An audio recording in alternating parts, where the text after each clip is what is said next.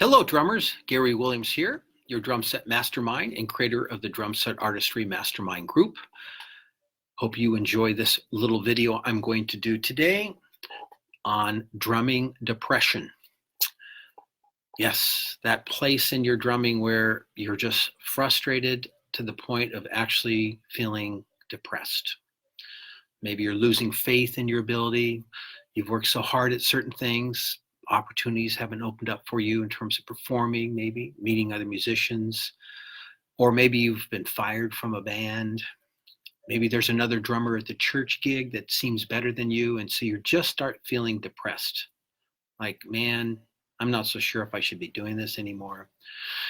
I've been through some of those experiences myself, so I get that feeling where you just start focusing on all the things about your playing that you don't like, and pretty soon, before you know it, the list is long and you start thinking that it's all a big negative experience, because even though you try to feel positive, there's just so many things about your playing that you don't like, that how can you be positive? Well, I'm going to share with you this concept.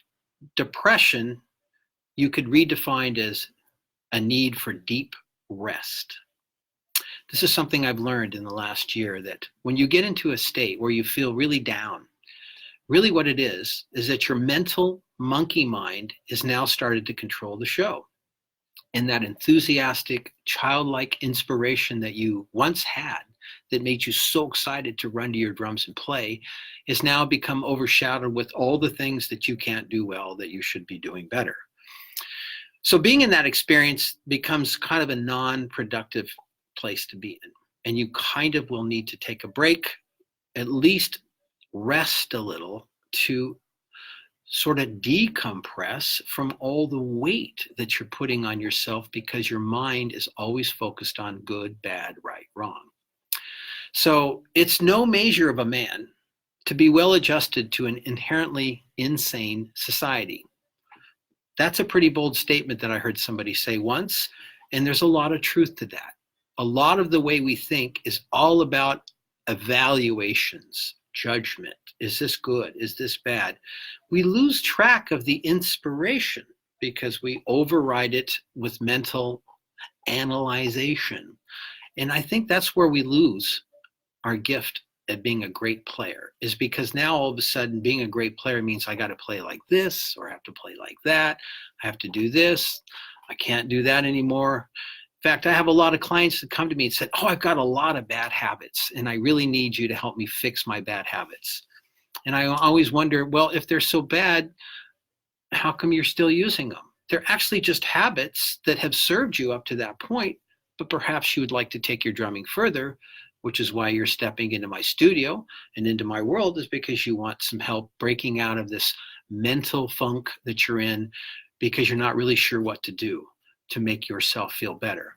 Now, from my personal experience, my drumming depression happened when I was just focusing on all the things about my playing I didn't like, and I wasn't balancing the scale between acknowledging the things that I did well and also taking stock of the things that I wanted to get better at.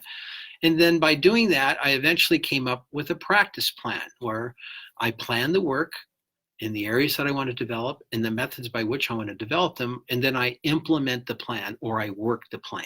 So that's the phrase. You plan the work and you work the plan. And often drumming depression comes from not even having a clear idea on what you need to do to get to the next level. And I get that. That's why I do what I do. It took 46 years of drumming, 38 years of teaching, endorsements by major companies, reviews in magazines, 3 published books. I know what I'm doing when it comes to helping drummers pull out of their headspace, because that's a huge part of this whole process of becoming a drumming great in your mind, is finding out what you define as success. The first thing is we have to get out of this weight, this depressed weight that we put on ourselves, take some time for some deep rest, and maybe do an inventory. So sometimes when I get into that thing, I do a pros and cons list. I literally sit down and write out all the pros about my playing, starting with the positive. Then I balance that with the cons. And I try not to look at things as positive and negatives. I look at things as strengths and weaknesses. And weaknesses for me are things that I'm just not as skilled at. Doesn't mean I'm bad. At some point, we all started at the same place, and now we're at a different place, and we want to get to an even higher place. And so if you're running into this frustration of not knowing what I need to do, and you need somebody to kind of assess your playing, whether watch a video, listen to you on a recording, or you have some very specific things about drumming that you would like to develop, but you just haven't been able to figure out how to acquire that skill, then reach out to me, because I can provide for you the same solutions I do all my other clients and help you break out of this headspace. First of all, I'm very into working on the inner drummer so that the outer drummer can have a joyous experience in the learning process and not have the mental mind beating up on the physical body. So we really work on reframing the way you think about things. Like, for example, you might feel like you're a stupid drummer because you have to go so slow and all this, like, why don't I get this? How come I'm having to go so slow? Oh, I should have had this down a long time ago. Man, I'm so behind. What's my problem? You see where that goes? The monkey mind just keeps stacking more negative self-talk on top of negative self-talk.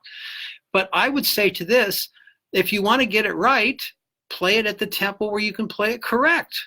I asked some students in my class today, what's the correct tempo to practice this at? And I was talking specifically about a groove called the samba. And they all pondered the answer. And the answer was actually in the question. The correct tempo you should practice it at is the tempo by which you can play it correctly. It's very simple. Slowing down is smart because then you can figure things out. However, you may need to do more things than just slow down, like learn how to count, learn how to break things down. There's all kinds of building skills that I can share with you. If you're really interested in changing your drumming game, private message me, because I will get you the same results I get my other clients. So before signing off, I want to wish everybody a happy 4th. I wasn't here last Thursday doing my normal Facebook Live. I was teaching at an American Band College conference with 200 directors. It was a great event. And then I will be gone starting tomorrow over the course of the weekend to celebrate the 4th of July. And I wish all of you a very happy and safe 4th. And I'll be back online for some more information and more Facebook Lives starting next week. So as I've said in the past, be nice to yourself. Keep practicing, and I will see you guys after the 4th, and we will continue our drumming journey at that time. So have a great rest of the week.